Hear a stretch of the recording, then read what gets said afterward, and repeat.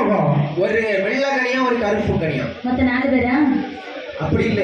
எப்படி? கட்டையா இருக்கவன் கொஞ்சம் கருப்பா இருப்பான். ஓஹோ. நெட்டையா இருக்கவன் கொஞ்சம் வெள்ளையா இருப்பான். சரி சரி.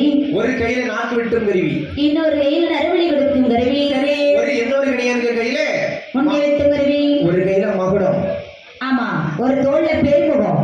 அப்படியே போட்டு வாராவன். அப்படி பிறந்து வந்த 2 கனியான்மார்களும் ஆதி பகவானை வணங்கி சொல்கிறார்கள். ஆதி கனியான் பகவானே, நீங்க யாருப்பா? நாங்கள் தான் கனியான்மார்கள். நான் தெய்வ கனியான்மார்களா? ஆமா. உங்களை நான் எதற்காக பிரிவு செய்தேன் தெரியுமா? அதோடு இருக்கின்றார்கள் 21 மாடன்மார்கள். அவர்கள் கேட்டபடி நீங்கள் பூஜை கொடுக்க வேண்டும். அப்படியே ஆகட்டும் சுவாமி. என்றே 2 கனியான்மார்கள் பகவானை நேராகவே மாடன்மார்கள் இருக்கும் இடத்தில் வருகின்றார்கள். அப்படியே 21 மாடன்மார்களை கைகூப்பி வணங்குகின்றார். மாடன்மார்களே, நீங்க யாரப்பா? நாங்கள் தான் தெய்வ கனியான்மார்கள்.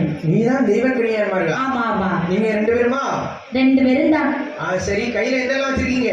மகுடம் வச்சிருக்கிறோம், பெரியமுகம் வச்சிருக்கிறோம். மகுடம் நல்லா தப்புவீங்களா? நல்லா தட்டுவோம்.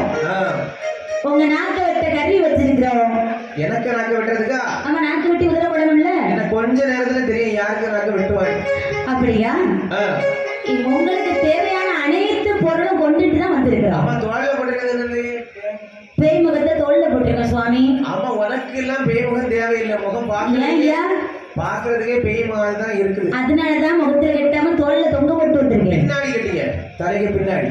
ஆகட்டும் சுவாமி. நீங்க சுத்தி சுத்தி கரங்க ஆடும்போது முன்னையும் தெரியும்